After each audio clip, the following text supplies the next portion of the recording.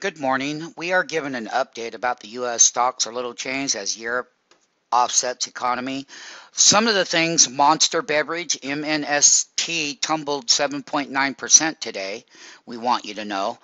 Um, Home builders in the S&P index gained 2.2% as JP Morgan Chase and Company, that's JPM now, sees higher demand in the industry, and data showed prices for single-family homes climbed in most U.S. cities in the second quarter. Another thing that we found out that E-Trade Financial rallied 6.1% as Chief Executive Officer Stephen, guess what he's doing? He was ousted from the brokerage. He's gone. The S&P 500, which I have right here on a weekly level on my pointer, one thing I can tell you, it dropped less than 0.1% to 1401.95, and that was at 12:47 p.m. New York time. After rallying 2.7% in 4 days, we've had that 4-day up move to this major resistance level in the dog days of August. The Dow Jones Industrial Average lost 16.93 points, or 0.1% to 13,159.25 today. Trading in the S&P 500 companies now, let's say the S&P 500 companies was down 6.2% from the 30-day average at this time of day. That's a 30-day moving average, though. We acknowledge that the positive news, there's been all over the place. One of the things is that fund managers are starting to get a little bit more bullish. The risk in Europe is still out there. The Wall Street Journal reported that former European Central Bank officer said it was wrong to expect the ECB to buy government bonds.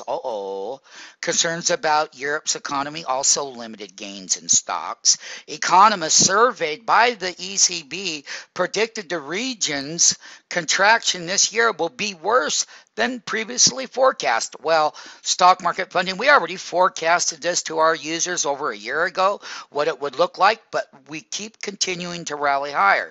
Now, the jobless claims that came out on Thursday, earlier gains in stocks were driven by the Labor Department data, as it was on that opening bell, showing that fewer things, in my view, there are fewer people, but it's the thing that I can say about this weekly jobless claim thing is there is no recovery, period.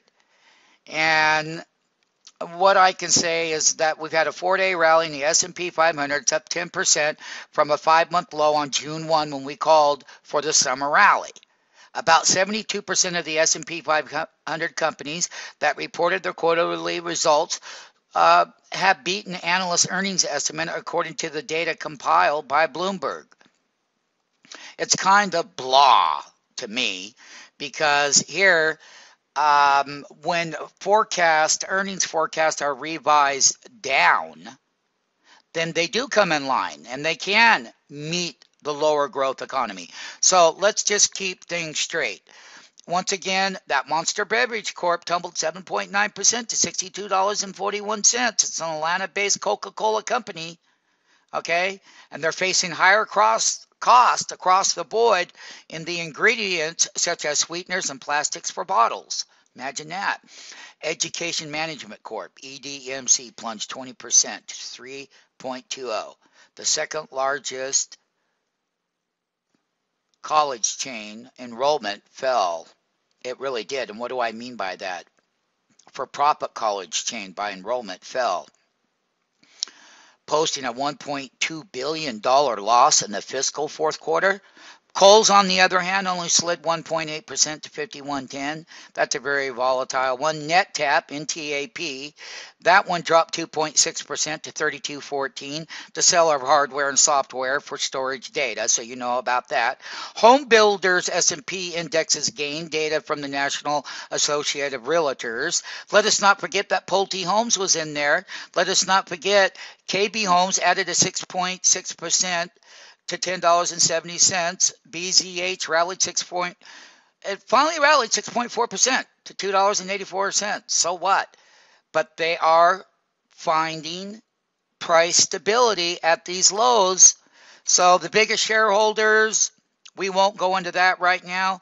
I'm just updating some things. James River Coal, JRCC, it soared 11% to 2.47. Okay.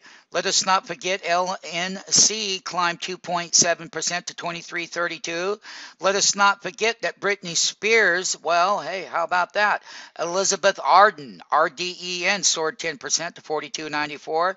Alliant Tech Systems, ATK, advanced 7.7% to 52.22. Robinson Myers, RBN, surged 28% to 59.70.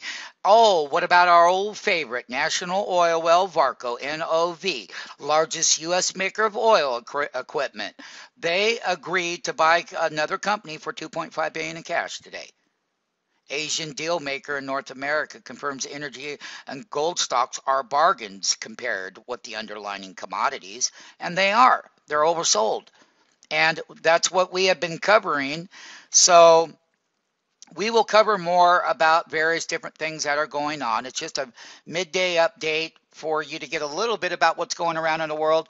Here is the bull run from the bear correction to the bull run to major resistance on the S&P 500 as well.